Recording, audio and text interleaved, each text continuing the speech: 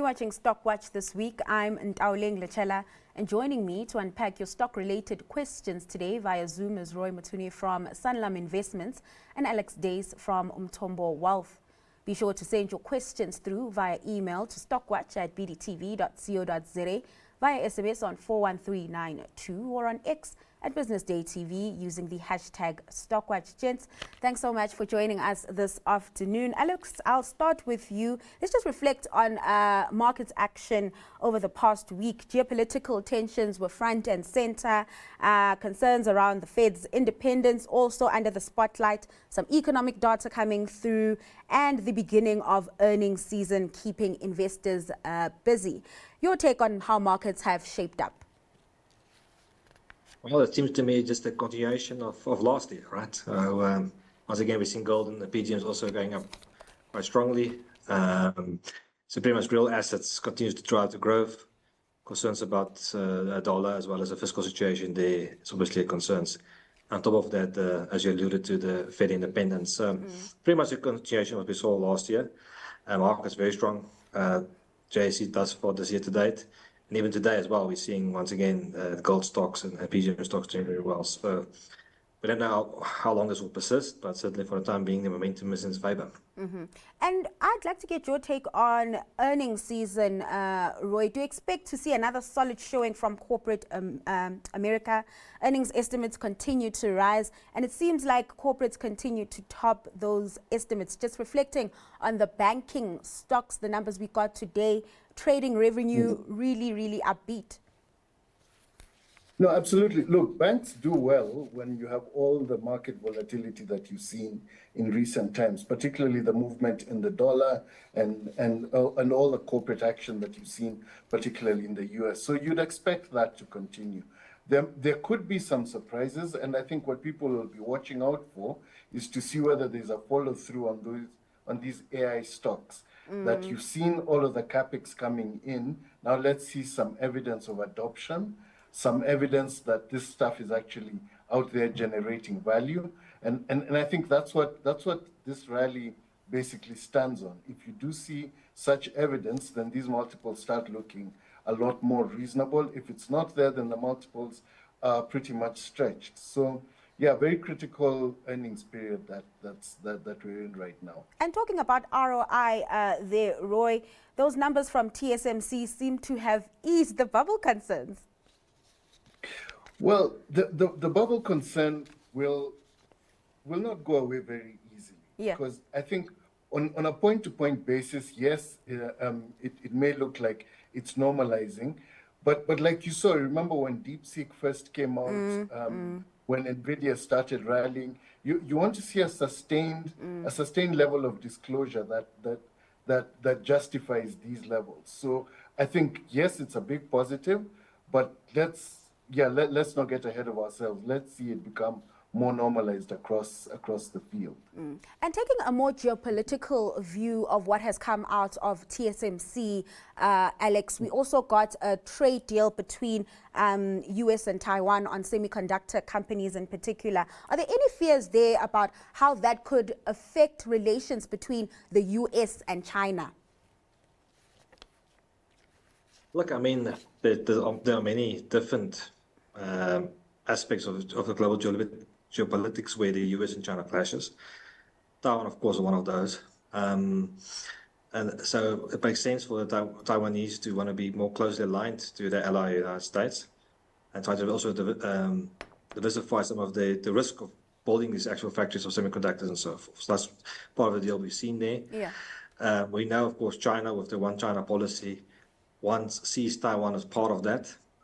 So that risk is not going to go away anytime soon.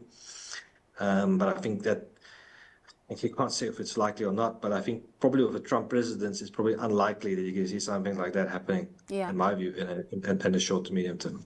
All right, just sticking with you there, Alex, and moving over to the miners. A lot of questions coming through on the potential Rio Tinto Glencore deal since the company has confirmed that they're in talks. A question here on investing in copper. Would you rather get into Anglos or build up a stake in Glencore in anticipation of that deal closing? Yeah, so we personally do have a big stake in Glencore. It's a company that we like even before the Rio Tinto deal.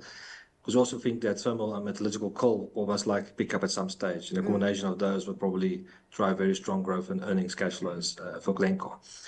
Obviously, with this potential deal now on the table, it's certainly good for Glencore. We know Evan Glassenberg wants to get some stage out of sell these shares, so he would probably be fighting for a good premium.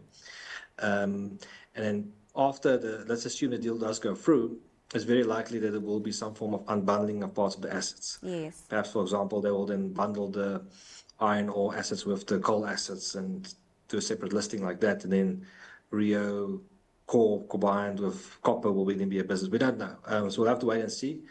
You can see the share prices at the moment, obviously Glencore up, Rio Tinto down. So certainly that is a bit of a risk.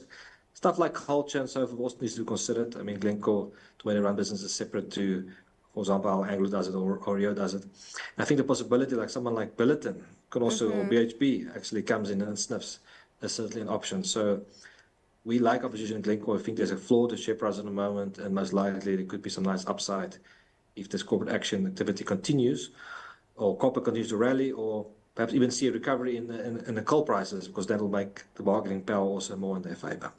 Let's get your take on that, Roy. Just where you see, I guess, the play on copper, whether you'd go with Anglos or you'd go with Glencore. And maybe we can also talk about BHP and where these deals sort of leave BHP at the moment with what iron ore is currently doing. I think the perspective to take here is that when you see corporate activity at this scale and at these levels and at these valuations, it tells you that the market is somewhere close to the top. Yes. Because this is when management teams figure, rather than actually building stuff, let me buy it and get closer to where the value is. So that's the case with copper. It takes so long to develop copper mines or to develop the resource that you'd rather buy it in. And that's why you've got the angle from Anglos and you've got the angle now from this Glencore Rio Tinto merger. I think the message that it's sending is be careful. Markets are getting quite toppish. When management teams start using shares, it shows even they think that their stock is probably close to fair or full value. So be careful going on this ride. The excitement is there for all of these commodities, that's for sure. The demand for copper seems insatiable because of AI and all of these things. But remember, there's always a price to be paid, and you don't want to be the last person there buying the shares. I think that's the way to think about all of this corporate activity. The louder it gets, the more deals that need to be done. Remember, is the more likelihood that somebody makes a mistake, overpays for an asset, and goes back into debt. Yeah. Sticking with the theme around industrial metals, if you had to invest into PGM stocks, which would be your preferred counter and why, Roy? So Valterra is probably considered the better quality one, better quality stock, whereas something like a Sibanye is considered to be quite highly speculative because of the depth of its mines and the margins and the marginal nature of its mines. So I think that's the scale. Impala and Northam have done incredibly well as it is. I think Northam's probably the best performing platinum stock and probably the most mechanized, so the lowest cost. So if you believe that this cycle continues, you probably want to be the most levered one, which is Sibanye. If you believe we're somewhere near the top or we're going to go sideways, you want the great quality one, which is probably Valterra. And up until now, the place to have been was Northam. So you as an investor have to pick out where your forecast is taking you to. If you think the palladium price is going to double, you're going to go into the more geared plays. But the great quality stock there, I think, is Valterra.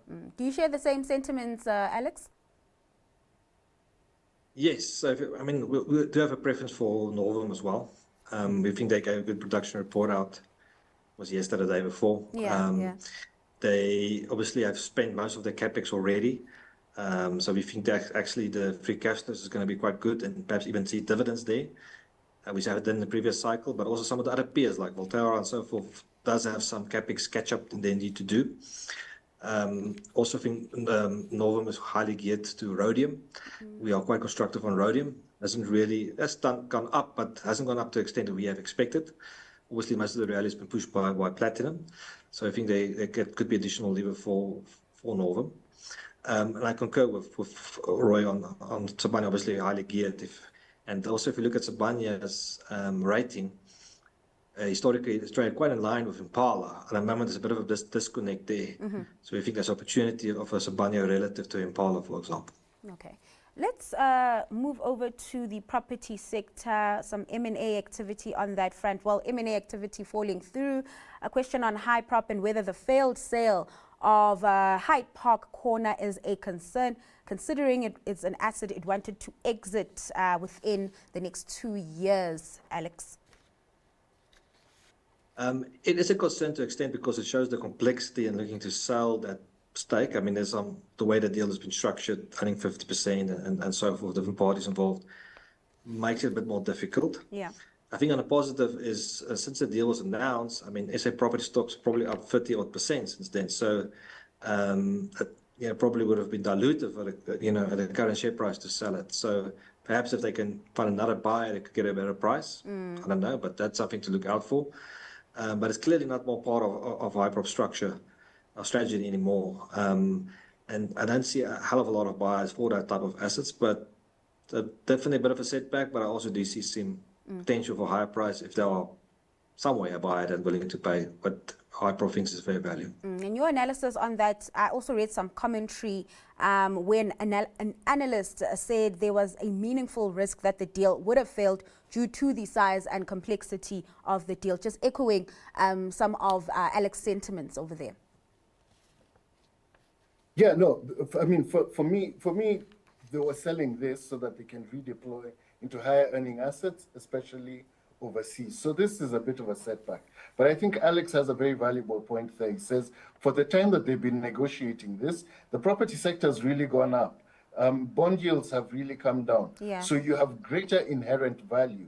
And it's all about if they're able to get another deal there. Quite clearly, they want to exit this structure. They want to exit this property. So if they got somebody else, in all likelihood, they'll be able to get a higher price, which would allow them to capitalize on all those other deals they wanted to do. But like Alex said, it was a complex deal. There was a component that required them to raise, that required the buyer to raise equity, and that's clearly where it failed. So let's see what they do. They really wanted this cash to expand on their international presence. So let's see. All right.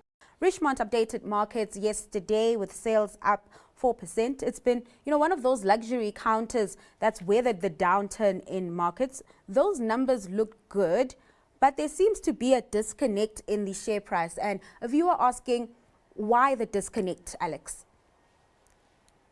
Look, I mean, so we do like Richmond as a company. And I think also important to understand that luxury goods or companies, clients, demand really depends on market movements, right? So if you do have strong equity markets like we have seen, that means the rich people are doing well. They're not selling individuals, they're obviously asset owners. So I think that if you continue to expect strong markets, we should see demand remaining resilient. Obviously within Richmond, jewelry is doing quite well, and our specialist watchmakers continues to struggle. And from South African perspective, if you're buying the shares, the rand obviously is relatively strong at the moment. And we anticipate very strong currency growth, meaning so in the rand terms, quite muted growth. But I think the business is, in our view, probably fairly valued. It's got a lot of excess cash, has fixed some of the capital allocation issues of the past. We think it's relatively well positioned now. So we do think there are better opportunities in the moment within South Africa.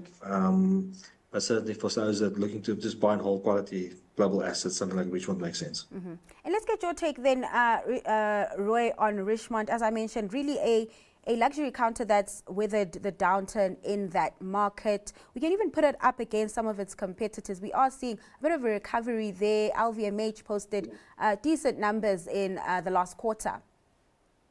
So the thing about Richmond and these luxury goods companies is you have to contrast it with what's happening to precious metals because precious metals tend to be their raw materials. So precious metals have rallied, which means the cost of production has increased, but the ability to raise prices significantly or as significantly as their costs have gone up, I think is minimal. So that I think is what spooked the market. Top line quite solid, like Alex was saying, but you have margin concerns Yes. and the problem around currency. Remember, some of this stuff is made in places like Switzerland where the currency is very strong, so that impacts margins. The dollar is a lot weaker. So it's all that, it's the interplay of precious metal prices, where the currencies have gone, and where tariffs have landed as well, that I think complicates the outlook. But like Alex was saying, this is a solid business. A significant component of its market cap is in cash. They've learned how to manage their jewelry business in terms of growing branded jewelry over time. So the outlook for them is definitely positive. It's just that I think the market was overly optimistic on what margins they could get, or the market underestimated the impact of these three variables on the stock. So it's probably fairishly valued now. We want to see how they manage that cost of goods, and we want to see where the blend of currencies ends up for the full year before figuring whether there is significant upside or not. So some risks on the table, but a good business overall. Talking about good businesses, Alex mentioned, that there are some better opportunities when looking at SA markets. We have been seeing a shift in sentiment when it comes to the local economy. And with that taking shape, I'd like to get your view on the construction sector looking at WBHO, Roy. So the construction sector is a sector of survivors. It's basically WBHO and Robex that remain. So with their big contracts, these guys are going to get involved. Sanlam continues to spend and spends quite consistently. And because of Sanlam's spending, these guys, their order books have been growing as well. And I think it still remains quite cheap. You have to be very careful with contractors, however, because one contract can take them out of business, like you've seen with a lot of their peers. Yeah. But these seem to be a group that executes incredibly well, doesn't go in too big, and manages to diversify its contracts. But I mean, if you just look at valuation and the outlook from an order book perspective, I think there's definitely value there. Robex versus WBHO there, Alex. We do know that Robex took a hit in its last financial year with issues in Australia. Yeah, I mean, we've seen that so many times over the years with construction companies, or any South African company for that matter, going into Australia. But I think despite that bit of a hiccup there for Robex, we are quite constructive on the business at the moment. We're also in favor of the fact they're looking to exit Baobab, grown business. We think if they can get a good price for that, it will obviously reduce the complexity of the business, reduce the volatility of earnings, and then enable the market to look more at a very good order book they've got here in South Africa, in roads, buildings, renewables, etc. So we think that business is very well positioned. And we've been buyers of Robex. And if you are constructive on slightly better economic growth in South Africa and momentum picking up in gross fixed capital formation, Robex should be the leader, specifically if the private sector starts contributing as well to investments. Okay. Keeping with that theme around these SA Inc. stocks, Alex, are you seeing any opportunity within the small mid-cap sector? Yeah, without a doubt, we see a lot of opportunities there. So I think, first of all, as the bond yields have come down, it means that the cost of equity or cost of capital comes down. So theoretically, equity shares should follow suit. But a lot of these shares hasn't done so because a lot of South African fund managers have been forced sellers of them to buy shares like PGMs and gold because they've been rallying so hard. So a stock like Famous Brands for me, I mean, grew earnings about 10% last year. Yet the stock is down in excess of over 20%. And we still expect good growth from it. So we think that stock like that is materially undervalued. A business like Italtile, where we think they're probably going to pay special dividends each year for the next few years. They've got no debt and they've got decent growth prospects from a low base, very attractive in our view. Lewis, CMH, so there's quite a few that we think are very attractively valued at the moment Advertech's another one, but in more in the education space. So there's a bunch of opportunities. The only problem is we do not know when South African fund managers will start buying them, and also foreigners. Foreigners do come back, they tend to buy their larger liquid shares like your Clicks and Capitec. So some patience is required there, but I think it will be rewarded over time. Patience is the name of the game when it comes to those small mid-cap stocks. Roy, where are you seeing opportunity there? No, without a doubt. You saw like when Premier bought RFG. Again, two very solid businesses. RFG probably trading at a discount because of no interest, because it's small. And exactly like Alex was saying, a lot of the fund managers had to go and invest in gold and platinum and the diversified miners, and they had to find funding from somewhere. And the funding that you get, and that somewhere is these small caps. So, I mean, companies like AVI, companies that are doing incredibly well. Rainbow Chicken is also doing incredibly well in its world. So the opportunities are definitely there. We spoke about Wilson Bailey as well. Robex after its corporate restructuring. I mean, even interesting things like Cell C, which listed recently, Optasia, which listed recently as well. There are many names there which fund managers are not necessarily enamored to at this point in time, because all the returns in the market are coming from the bigger, more liquid mining-related stocks, because they manage all these big funds. So, from a retail investor perspective, that's where you see the opportunity. You buy and hold from these valuations. The likelihood is that you'll make money over multiple periods of time. All right, so both of you liking SA Inc., but I'm not sure if it's your stock pick. I'll start with you, Alex. Where are you seeing value at the moment? Very briefly touch on it. So we do like Sibanye. We are very constructive on the PGM space, and we think gold will at the very least probably hold. And I don't think Sibanye reflects the spot prices at all. And also, if you compare Sibanye on a relative basis to something like Impala, we think there's a big disconnect. The reason for that is we think a lot of the fund managers in Africa has been buying the niche specialist players, like if you're on PGMs, you buy Impala directly, and are reluctant buyers of a company like Sibanye because of the track record historically when it comes to corporate action. We think that's now in the past. They're going to have a capital markets day soon, and we think that could be seen as very positive, and we see it as a good entry point at the moment, and as also Roy said earlier, a very leveraged play on the PGMs as well as gold. So we've certainly not a buy and hold stock, but we do like it over the short term. And what are you picking, Roy? So I like Bidcorp.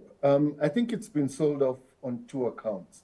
First of all, the stronger rand, and because most of its earnings are in hard currencies, as the rand becomes stronger, it looks less impressive from an earnings perspective, purely because of the translation impact.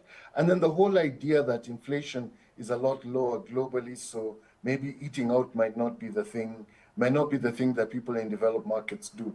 I think this is a business that earns an ROE ahead of its cost of capital very consistently. They've got a very solid balance sheet, very little debt. They've got a big global presence and they continue to grow. So if you look at them in constant currencies, they probably look a whole lot better than what the market is saying right now. And the current trading multiple is as low as it's been. So this is one of those sorts of businesses. You get in at this 14, 15 times multiple and hold through the cycle, you probably will be able to benefit from the compounding effect of management's efforts and the slow growth in earnings, which will drive the re-rating over time. So I think that's where you see quite a significant opportunity. Gents, thanks so much for your time and sharing your insights with us this afternoon. That was Roy Mutooni from Sanlam Investments and Alex Dace from Umthombo Wealth. Do remember that Stockwatch pre-records on a Monday and Wednesday at 1 p.m. and is live at 6:30 p.m. on a Tuesday and Thursday, while Stockwatch this week is live at 12:30 on Fridays. Keep that in mind and keep your questions coming. For now, that's all from Stockwatch this week, but do stay tuned to lots more coming up right here on Business Day TV.